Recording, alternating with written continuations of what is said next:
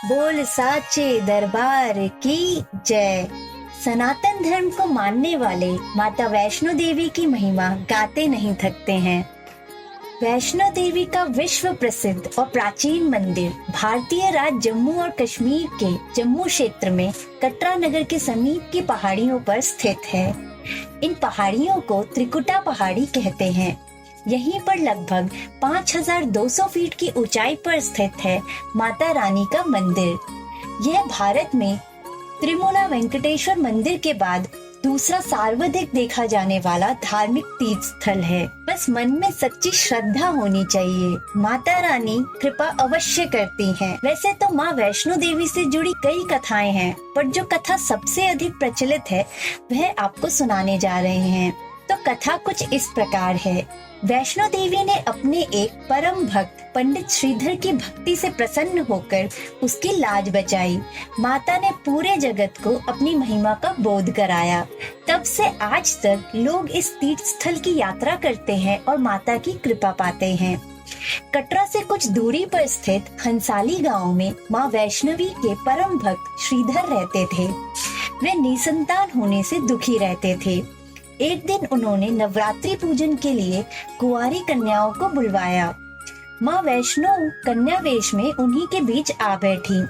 पूजन के बाद सभी कन्याएं तो चली गईं, पर माँ वैष्णो देवी वहीं रहीं और श्रीधर से बोली, सबको अपने घर भंडारे का निमंत्रण दे आओ। श्रीधर ने उस दिव्य कन्या की बात मान ली और आसपास गाँव में भंडारे का संदेश पहुंचा दिया। वहां से लौटकर आते समय गुरु गोरखनाथ व उनके शिष्य बाबा भैरवनाथ जी के साथ उनके दूसरों शिष्यों को भी भोजन का निमंत्रण दिया। भोजन का निमंत्रण पाकर सभी गाँववासी अब अचंभित थे कि वह कौन सी कन्या है जो इतने सारे लोगों को भोजन करवाना चाहती है।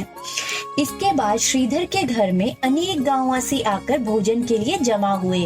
तब कन्या रूपी माँ वैष्णो देवी ने एक विचित्र पात्र से सभी को भोजन परोसना शुरू किया। भोजन परोसते हुए जब वे कन्या भैरवनाथ के पास गई, तब उसने कहा कि मैं तो खीर पूरी की जगह मांस खाऊंगा और मदिरा पान करूंगा।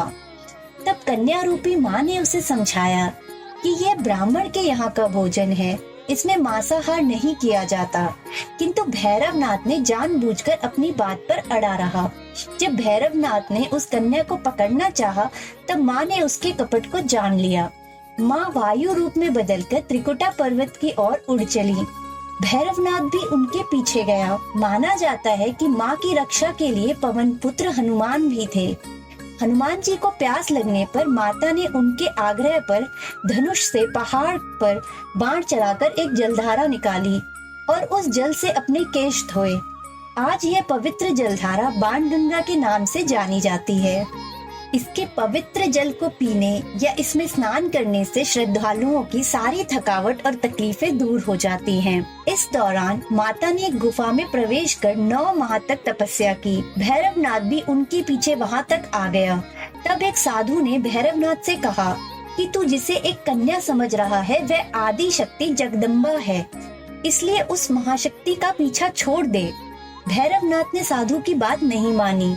जब माता गुफा की दूसरी ओर से मार्ग बनाकर बाहर निकली, वह गुफा आज भी अर्ध कुमारी या आदि कुमारी या गर्भजून के नाम से प्रसिद्ध है। अर्ध कुमारी से पहले माता की चरण पादुका भी है। यह वह स्थान है जहां माता ने भागते भागते मुड़कर भैरवनाथ को देखा था। गुफा से बाहर निकलकर कन्या ने देवी का रूप धारण कर लिया। माता ने भैरवनाथ को चेताया और वापस जाने को कहा, फिर भी वह नहीं माना। माता गुफा के भीतर चली गयी। तब माता की रक्षा करने के लिए हनुमान जी गुफा के बाहर थे और उन्होंने भैरवनाथ से युद्ध किया। भैरव ने फिर भी हार नहीं मानी। जब वीर लंगूर निडाल होने लगा, तब माता वैष्णवी ने महाकाली का रूप लेकर भैरवनाथ का संहार कर दिया।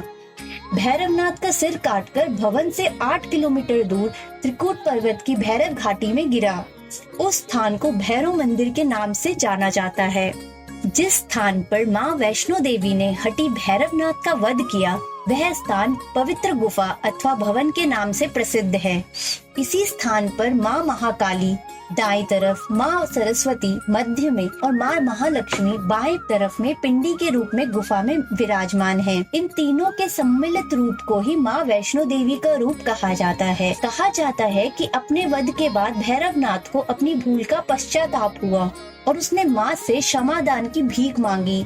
माता वैष्णो देवी जानती थी कि उन पर हमला करने के पीछे भैरव की प्रमुख मंशा मोक्ष प्राप्त करने की थी। उन्होंने न केवल भैरव को पुनर्जन्म के चक्र से मुक्ति प्रदान की, बल्कि उसे वरदान देते हुए कहा कि मेरे दर्शन तब तक पूरे नहीं माने जाएंगे जब तक कोई भक्त मेरे बाद तुम्हारे दर्शन नहीं करेगा। उसी मान्यता के अनुसार आज भी भक्त माता वैष्णो देवी दर्शन करने के बाद करीब 2.25 किलोमीटर की चढ़ाई करके भैरवनाथ के दर्शन करने जाते हैं।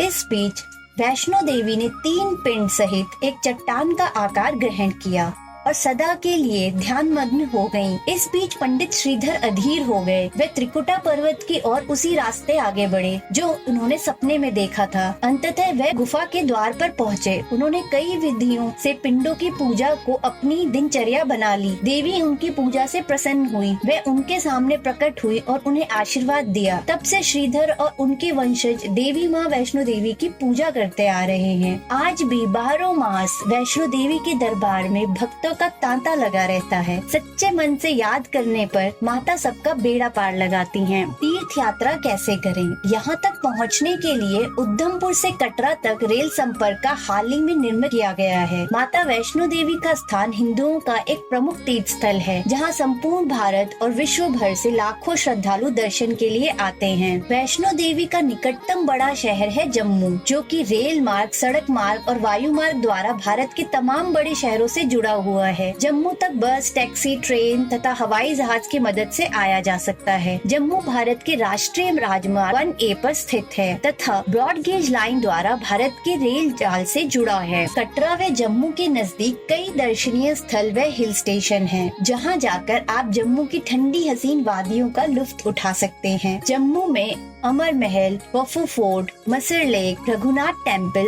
आदि देखने लायक स्थान हैं। जम्मू से लगभग 100 किलोमीटर की दूरी पर पटनी टॉप एक प्रसिद्ध हिल स्टेशन है। सर्दियों में यहाँ आप स्नोफॉल का भी मजा ले सकते हैं। कटरा के नजदीक शिव खोड़ी, झज्जर कोटली, सनासर, बाबा धनसार, मानतलाई, कुद, बटोट और कटरा में ही देवी माता का प्राचीन मंदिर भी यहीं स्थित है। इसके अलावा आदि कई दर्शनीय स्थल हैं।